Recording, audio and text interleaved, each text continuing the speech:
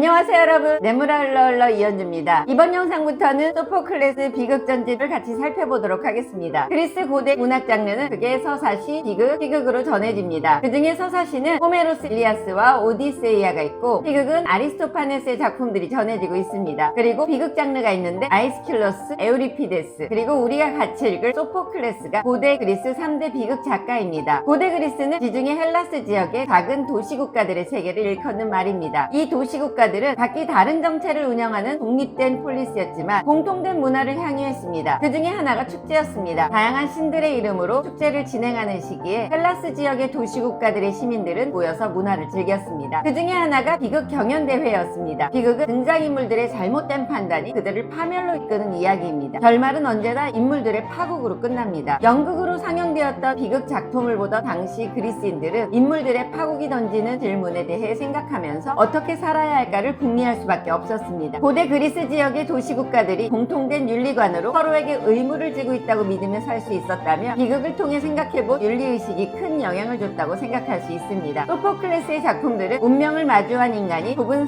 선택지이지만 그 안에서 실존적 결단을 내리는 것에 대해서 보여줍니다. 우리는 선택할 수 없는 것들 안에서 선택할 수 있는 것이 무엇인지 생각할 수 있습니다. 그리고 선택할 수 있는 것이 결심하기 어려운 것이라고 해도 받아들일 수밖에 없을 때 그 결단 자체가 어떻게 살아야 하는가에 대해 생각하게 합니다. 그러니 비극은 작품이 끝났을 때 비로소 감상이 시작된다고 볼 수 있습니다. 소포클레스는 특히 오이디푸스 3부작으로 잘 알려져 있는 작가입니다. 이 작품은 오이디푸스가 테바이의 왕으로 나라의 전염병을 해결하려는 자신만만한 모습으로 등장하면서 시작합니다. 그의 모습에서는 국가의 문제를 해결하기 위해 모든 시도를 하고 그에 따른 이성적 판단을 잘 내리겠다는 의지가 엿보입니다. 이 첫 장면 자체가 관객들에게 이미 충격이었습니다. 왜 이 장면이 충격인지 이해하려면 오이디푸스 이야기를 알고 있어야 합니다. 오이디푸스는 테바이에서 왕의 아들로 태어났습니다. 그는 아버지를 죽이고 어머니를 아내로 맞이할 것이라는 신탁을 받습니다. 아들의 신탁을 듣고 그의 아버지 라이오스는 목자에게 시켜 아이를 죽이라고 합니다. 그러나 아이를 받아든 목자는 차마 죽이지 못하고 이웃나라 코린토스 사람에게 주게 됩니다. 코린토스 사람은 아이를 자기 나라 왕과 왕비에게 전합니다. 코린토스에서 그는 자기를 키워준 왕과 왕비를 친부모라고 생각하고 자라게 됩니다. 그가 바로 오이디푸스입니다. 청년이 된 오이디푸스는 자신의 신탁을 알게 됩니다. 코린토스 왕과 왕비를 친부모로 알고 있던 그는 자신의 운명에서 벗어나고자 코린토스를 떠납니다. 이때부터 그는 자신의 운명 속으로 들어가게 됩니다. 이 당시 테바이는 스핑크스라는 괴물과 결혼을 한 젊은이들이 죽어가고 있었습니다. 이 문제를 해결하기 위해 테바이 왕 라이오스는 신탁의 조언을 들으러 길을 떠났었습니다. 라이오스는 외길에서 오이디푸스를 만납니다. 오이디푸스는 길을 비키라는 라이오스 명령에 거부감을 느끼고 버티다가 결국 자신의 아버지인 줄 모르고 라이오스를 살해합니다. 테바이에 도착한 오이디푸스는 스핑크스와 맞닥뜨립니다. 그리고 스핑크스의 수수께끼를 풀고 당당히 테바이의 왕이 됩니다. 그리고 당시 테바이의 왕비이자 자신의 어머니 이오카스테와 결혼하고 이남 이녀를 낳아 테바이를 이성적으로 잘 다스리는 왕으로 살아갑니다. 자신의 삶에 한 점도 부끄러움이 없고 앞에 놓인 문제들을 적극적으로 해결하는 사람으로 살았습니다. 그 과정에서 그는 이성적인 인간의 전형이었습니다. 인간다움을 실천하며 자신의 삶을 떳떳하게 살아온 자신만만한 사람이었습니다. 오이디푸스 왕은 그의 삶의 절정에서 시작합니다. 비극이 진행됨에 따라 서서히 자신이 알고 있던 것이 모두 운명 위에서 무너져 내리게 됩니다. 이 작품은 오이디푸스가 찾으려는 테바이 전염병을 가져온 공동체의 결함이 되는 범인이 바로 그 자신임을 아는 그리스인들 앞에서 상영되었습니다. 그러니 천연덕스럽게 범인을 잡겠다고 말하는 오이디푸스의 선언 앞에서 관객들은 경악할 수밖에 없습니다. 내 명령을 거스르는 자가 있다면 내가 어떻게 할지 내 말을 잘 들어두시오. 내 일러두거니와 그 살인자가 누구든 내가 권력과 왕자를 차지하고 있는 이 나라에서 어느 누구도 그자에게 은신처를 제공하거나 말을 걸어서는 안 되며 그자와 함께 신들께 기도하거나 제물을 바쳐서도 안 되며 그자에게 물로 정화의식을 베풀어서도 안 되오. 피토신의 신탁이 방금 내게 말했듯이 우리에게 역병을 가져다 준 것은 그자이니 모두들 그자를 집 밖으로 내쫓도록 하시오. 나는 신과 피살자를 위해 그런 동맹자가 되려 하오. 그리고 그 알려지지 않은 살인자는 단독범이든 여럿이 작당을 했든 사악한 인간인 만큼 불행한 일생을 비참하게 살다가라고 나는 저주하는 바이오. 이 선언은 곧 자신의 운명이 될 것입니다. 우리는 이 선언을 들으면서 생각할 수밖에 없습니다. 우리가 이성으로 세상을 판단한다는 것은 얼마나 어리석은가, 우리가 안다는 것은 무엇일까에 대해 생각하게 됩니다. 오이디푸스는 누구보다 적극적으로 정의를 구현하는 왕으로 행동합니다. 신탁도 받았고 그 당시 예언을 잘하는 테이레시아스도 불렀습니다. 그런데 이상하게도 예언자 테이레시아스가 오이디푸스 앞에 나타나질 않습니다. 끝내 나타난 테이레시아스는 고통스러워하면서 오이디푸스의 말에 대답하고 싶어 하질 않습니다. 않습니다. 대답하지 않으려는 테이레시아스에게 대답을 강요하는 사람은 오이디푸스입니다. 결국 범행의 당사자인 오이디푸스의 강요에 따라 테이레시아스는 라이오스를 살해한 사람은 바로 오이디푸스 당신이라고 말합니다. 눈먼 것까지 그대가 조롱하니 하는 말이지만 그대는 눈이 있어도 보지 못하오. 그대가 어떤 불행에 빠졌는지, 어디서 사는지, 누구와 사는지 말이오. 그대가 누구 자손인지 알고나 있어? 그대는 모르겠지만 그대는 지하와 지상에 있는 그대의 혈족에게는 원수애다. 그러니 언젠가 어머니와 아버지의 저주라는 이중의 채찍이 무서운 발걸음으로 그대를 뒤쫓아 이 나라 밖으로 쫓아낼 것이오. 지금은 제대로 보는 그 눈도 그때는 어둠만 보게 될 것이오. 그토록 순조로운 항해 끝에 저 집안에서 그대를 숙명의 항구로 인도해준 축혼가의 의미를 그대가 깨닫는 날에는 어느 항구에 그대의 비명이 미치지 않을 것이며 키타이론 산의 어느 구석에 그대의 비명이 메아리치지 않을 것인가. 그대는 또 그대와 그대의 자식들을 동등하게 해줄 또 다른 무리의 불행도 보지 못하고 있소이다. 그러니 크레온과 내 말을 실컷 조롱하시구려. 필멸의 인간들 가운데 앞으로 그대보다 더 비참하게 갈려서 사라져버릴 자는 그 누구도 없을 테니 말이오. 그러나 아직 오이디푸스는 자신의 운명을 인정하지 못합니다. 어쩔 수 없이 휘말릴 수밖에 없는 인간 운명의 힘을 이해할 수 없습니다. 그래서 더 명백한 증거가 나올 때까지 사건을 파헤칩니다. 오이디푸스가 받은 충격에 대해 노래하는 사람들이 있습니다. 코러스들입니다. 비극은 형식이 있었습니다. 비극 무대에는 등장인물들이 많지 않습니다. 최대 5명 내외이고 한 번에 무대에 오르는 사람은 많아야 3명입니다. 그리고 이들의 대화가 사건의 충격으로 멈추게 되면 코러스가 노래하는 형식이었습니다. 코러스들은 전체 사건을 조망하는 노래를 부릅니다. 대체 누구일까? 예언하는 델포이의 바위가 이르기를 평온할 수 없는 끔찍한 짓을 피 묻은 손으로 저질렀다고 하는 그는 이제야말로 도주하기 위해 그는 폭풍처럼 날랜 말들보다 더 힘차게 발을 움직여야 할 때로구나. 제우스의 아드님께서 불과 번개로 무장하고 그에게 덤벼드시고 그분과 더불어 저 무시무시하고 피할 길 없는 복수의 여신들이 뒤쫓고 있으니 테이레시아스의 예언을 소화하지 못한 오이디푸스는 이오카스테의 남동생이자 자신의 삼촌이 크레온을 의심합니다. 자신의 운명을 단번에 받아들일 수 있는 사람은 없습니다. 그 운명이 비극이라면 더욱 그렇습니다. 오이디푸스가 점차 모습을 드러내는 자신의 운명 앞에서 우왕좌왕하는 모습은 이 작품에서 가장 인간적인 모습으로 보입니다. 인간다움은 나약함입니다. 어쩌면 인간의 삶은 그 나약함을 인정하는 것에서부터 시작하는 것일지도 모릅니다. 지금껏 당당하고 자신만만하게 살아온 오이디푸스는 그 판단과 무관하게 끌고 자신의 운명 앞에서 당황하고 있습니다. 오이디푸스의 운명에 밀접하게 엮여있는 이오카스테 역시 오이디푸스가 선왕 라이오스의 사례와 연관이 없음을 증명하고 싶어합니다. 그러나 이오카스테 역시 인간이고 운명에 엮여 있습니다. 자신과 오이디푸스의 결백함을 증명하려는 이야기가 오히려 그들의 운명을 더 명백하게 드러내는 선언이 되고 맙니다. 그자는 분명 도적들이라고 말했어요. 믿으세요. 그자가 자기 말을 뒤엎는다는 것은 불가능해요. 나 혼자만이 아니라 온 도시가 다 들었으니까요. 설사 그자의 말이 전에 한 말과 다소 어긋난다 해도 왕이여, 라이오스의 죽음이 예언대로 되었음을 결코 보여줄 수 없을 거예요. 록시아스께서는 라이오스가 아들의 손에 죽을 운명이라고